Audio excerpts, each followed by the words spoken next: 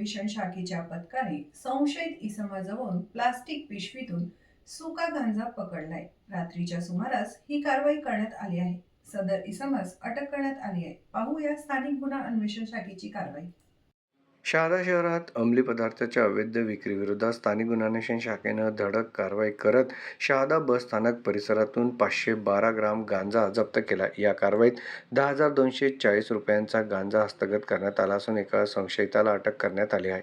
प्राप्त पोलीस माहितीनुसार रात्रीच्या सुमारास शहादा बस स्थानक प्रवेशद्वाराजवळ आपले सहकार सेवा केंद्राजवळ सापळा रचत पठाण नसीर खान उर्फ गुड्डू नदीम खान वय 44 वर्ष राहणार बॉम्बे बाजार खेतिया रोड शहादा याची झडती घेतली असता त्याच्या ताब्यातील प्लास्टिकच्या पिशवीत सुक्का गांजा आढळून आलाय. हा गांजा बेकायदेशीररित्या स्वतःच्या वापरासाठी तसेच विक्रीच्या उद्देशानं बाळगल्याचा पोलिसांना संशय आहे. या प्रकरणी शहादा पोलीस ठाण्यात NDPS कायद्यान्वये गुन्हा दाखल करण्यात आलाय. गांजा जप्त करत त्याला ताब्यात घेण्यात आले.